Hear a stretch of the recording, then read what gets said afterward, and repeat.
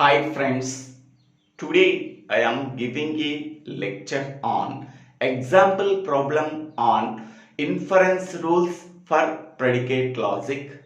So we have to solve another example problem on inference rules for predicate logic. In the previous video, we are already discussed about two more example problems on inference rules for predicate logic. So for better understanding, please refer that two videos. Now in this video, we have to solve another example problem. Okay. So this is the given problem. Show that the premises one student in the class knows how to write programs in Java. This is the first statement. Second statement, everyone who knows how to write programs in Java can get a high paying job. This is the second statement. Imply the conclusion, someone in this class can get a high paying job. This is the conclusion. From these two statements, how we are deriving this conclusion? If it is a valid conclusion, so that conclusion can be derived from the given premises. Otherwise, it is an invalid conclusion. Okay, so let us consider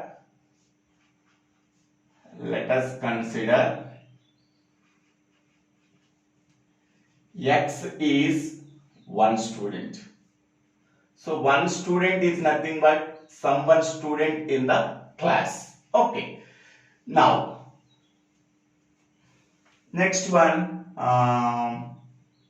X is in this class. X is in this class. So here X is the subject.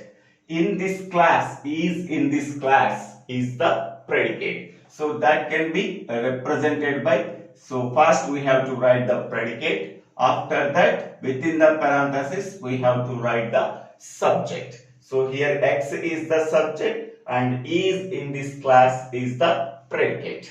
Okay. Next, knows how to write Java programs.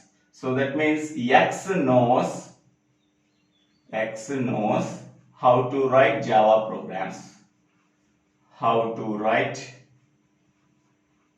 Java programs. So here X is the subject, knows how to write Java programs is predicate. So here in this one, J of X, J is nothing but predicate, knows how to write Java programs. X is the subject. Okay. Next statement is X can get a high paying job. X can get a high paying job. High paying job. Here X is the subject, can get a high paying job. Okay, is the predicate. Okay, so P is the predicate and X is the subject. Can get a high paying job is the predicate, that can be denoted by P, and X is the subject. Okay, so only these are the given statements can be represented as three predicate functions. Okay, now the above statements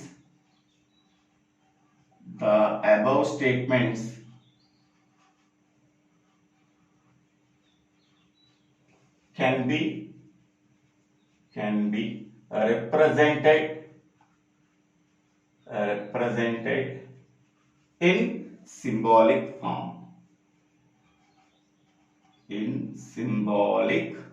form. Okay, first one. Okay, one student in this class. One student in this class means someone student is in the class or somebody is there in the class. Here some is nothing but there exist quantified. Okay, so it can be written as there exist C of x C of x and j of x. C of x and j of x. There exist, okay, some student in the class, okay, and x knows how to write the program, okay. This meaning is there is at least one x such that x is in the class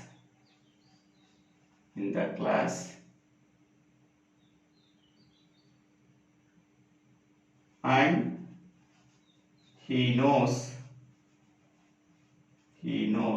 how to write Java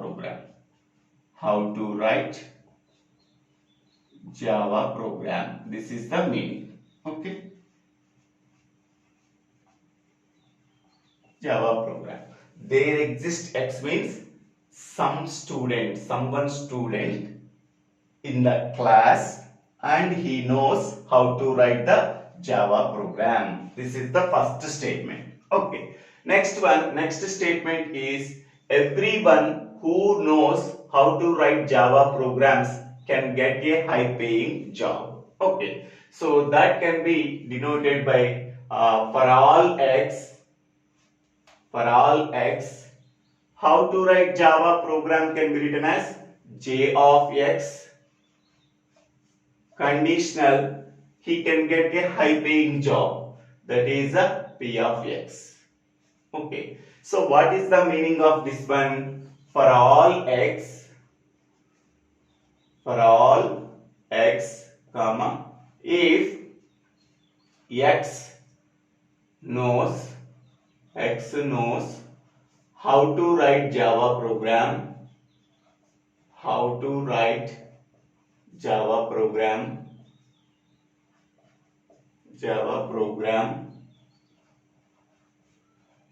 comma x can get a, here I am writing then x can get a high paying job.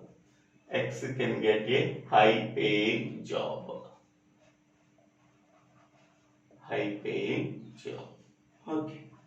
So this is the meaning. From that meaning I have to write this premise. From that meaning I have to write this premise. Okay. Next, third premise is conclusion print. Someone in this class can get a high paying job. Okay. So here that means someone is nothing but there exists x. In this class is nothing but c of x and he can get a high paying job is nothing but p of x. Okay. So what is the meaning of this one? There is at least one x.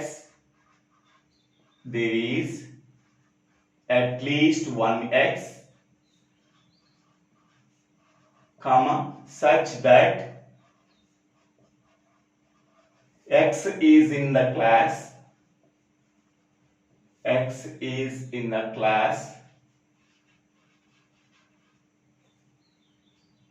can get a high paying job. Okay. So this is the meaning of the above statement. Okay. So from this statement we have to write in symbolic form. Okay. So therefore the premises are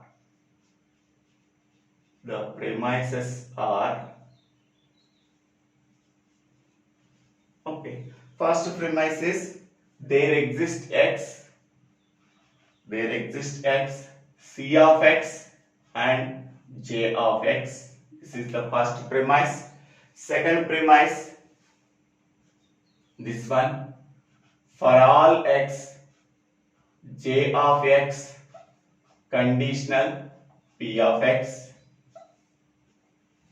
and this is the conclusion. Conclusion is there exists x, c of x and P of x. This is the conclusion. From that two given statements, we have to prove that this is the conclusion. Okay. How we are obtaining this conclusion from the given premises? Okay. Okay. So first, this premise is introduced into the derivation. I am taking the first premise, first step in the derivation, that is there exists x, c of x and j of x.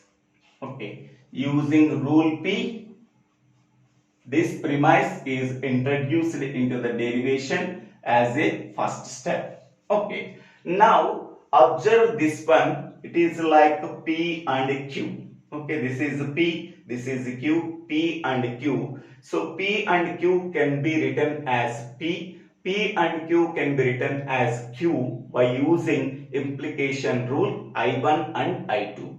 So to do that, first of all, we have to eliminate the existential quantifier. To eliminate the existential quantifier, we are using a rule ES. Okay, na? Existential specification. Applied on which step? First step. Okay, after eliminating the universal existential quantifier, okay, so change the variable names C of A and J of A. Okay, so applied on first step. Next step in the derivation is 2. Okay, now we are getting this is P and this is Q. P and Q. P and Q can be written as P. P and Q can be written as Q.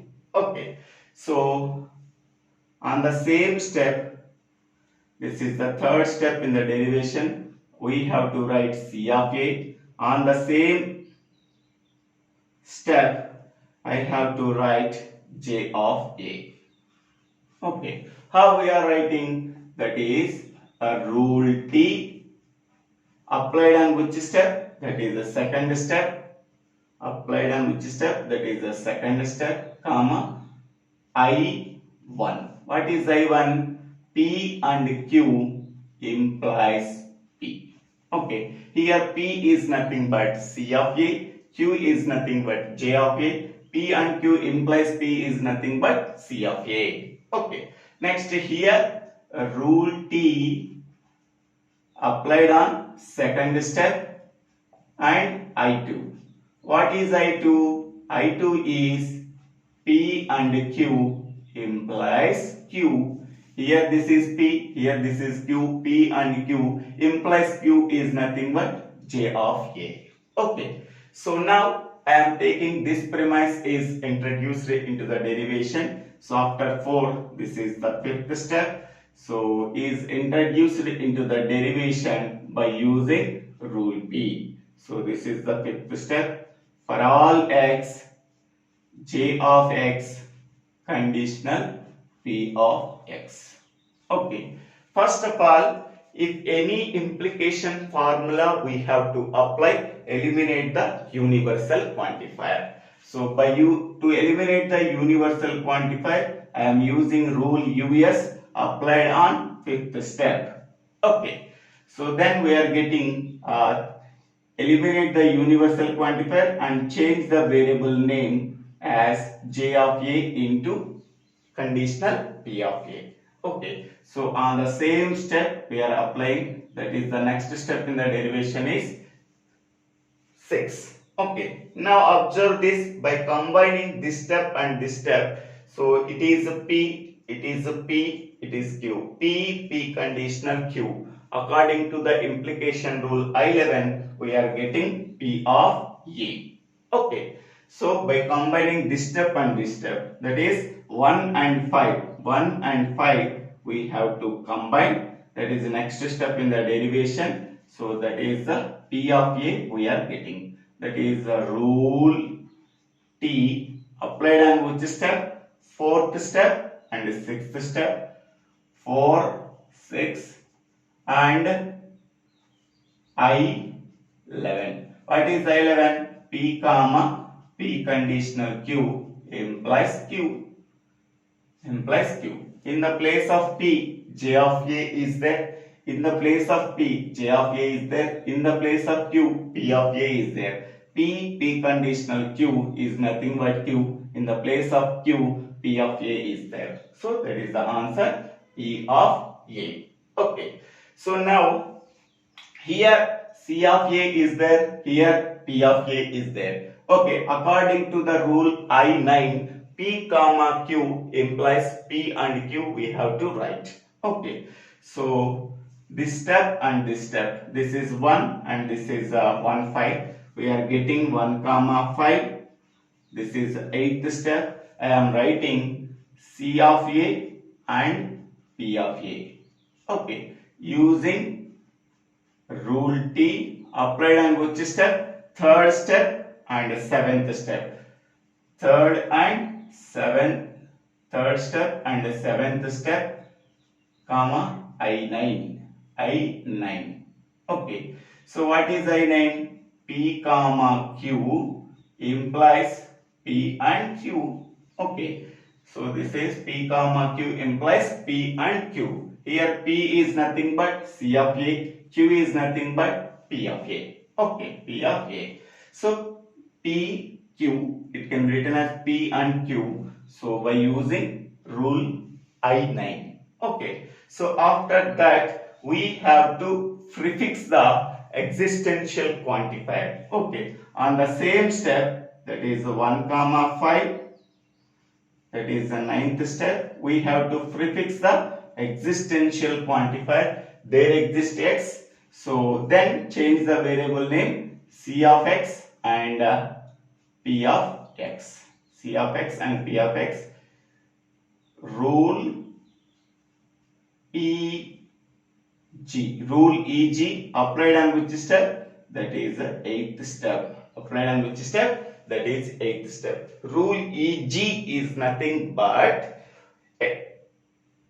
prefixing the existential quantifier before this statement and change the variable name. So I am prefixing their existential quantifier. So C of A can be written as C of x and P of A can be written as P of x. Okay. So we are getting the conclusion. So therefore it is a valid conclusion from the given premise. It is a valid conclusion from the given premises. In this way, we have to solve the given problem. So thank you. Thank you for watching this video. If you like this video, please share this video to your friends and classmates.